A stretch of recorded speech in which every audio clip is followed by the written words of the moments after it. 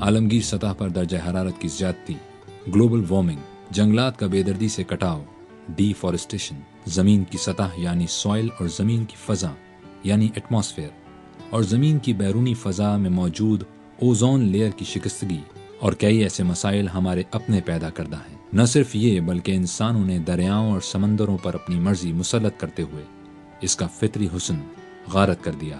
جانوروں کی تسخیر کا شوق ان کی نسل کشی تک لے گیا۔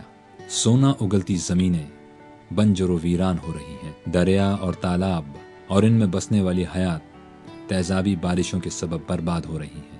مزید برآں زندگی کی دوڑ میں انسان اس قدر آگے نکل گیا کہ انسانی رشتوں اور خون کی حرمت دل سے جاتی رہی۔ قدرت کے سربستہ خزانوں کو صرف اپنے ذاتی مفاد کی خاطر تباہ کرتے کرتے انسان اتنا بے حس ہو گیا کہ ایک انسان دوسرے انسان کو قتل کرنے لگا۔ اور انتہائی افسوسناک بات یہ ہے کہ نہ قاتل جانتا ہے کہ وہ کیوں قتل کر رہا ہے اور نہ ہی مقتول یہ جانتا ہے کہ اس کو کس جرم کی سزا دی جا رہی ہے۔ اللہ تعالیٰ ارشاد فرماتا ہے، اور جب پیٹھ پھیرے تو زمین میں فساد ڈالتا پھرے اور کھیتی اور جانیں تباہ کرے، اور اللہ فساد سے راضی نہیں۔ گو کہ آج کا انسان فضاؤں اور خلاؤں میں اڑتا چلا جا رہا ہے۔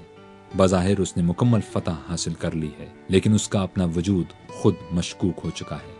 یہ گہوارہ اگر اپنی آب و تاب سے سلامت رہا تو زندگی اور زندگی کے دیگر مشاغل قائم رہیں گے۔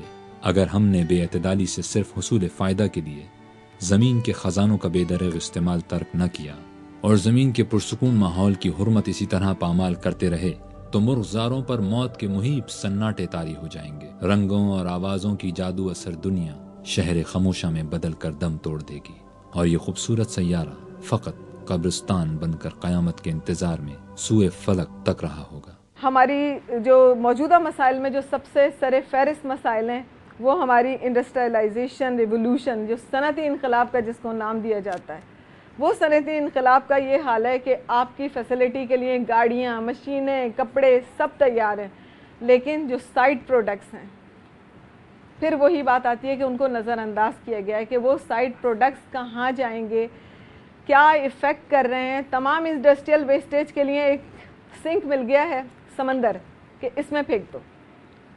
اس انڈسٹریل ویسٹیج سے تمام میٹلز، پیسٹیسائڈز، انسیکٹیسائڈز جا کے ایکویٹک لائف کو ہمارے یہاں ختم کر رہے ہیں۔ نتیجہ ایک اور بھی ہے، وہ یہ کہ گلوبل وارمنگ، جب یہ ساری چیزیں انڈسٹریز سے نکل کے جائیں گی تو یقیناً ٹیمپریچر کے اوپر بھی اثر پڑے گا۔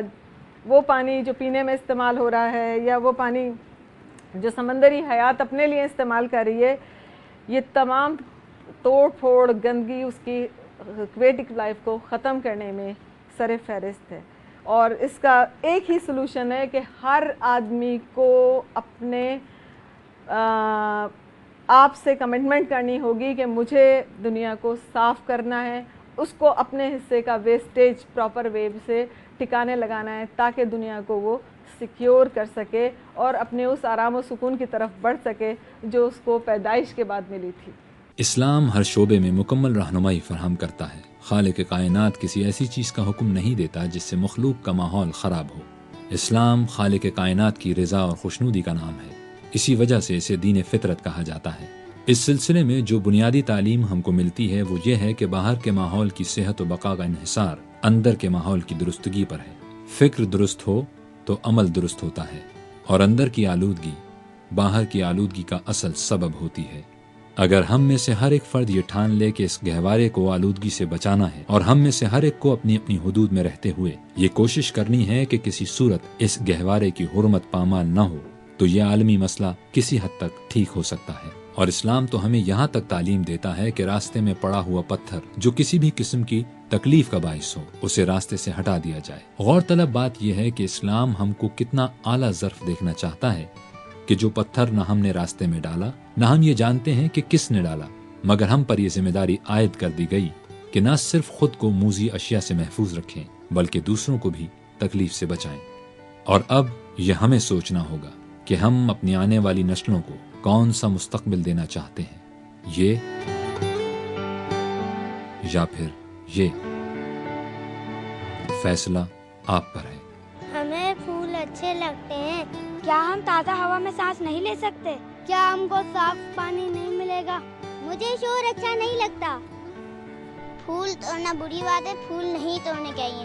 ہمیں بارش اچھی لگتی ہے، ہم کو جاری رہنا چاہیے.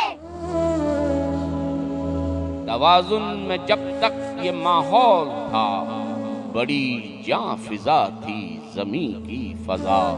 صبح چھو کے جاتی کلی کا بدن، تو کھلتے ہی جاتے چمن در چمن.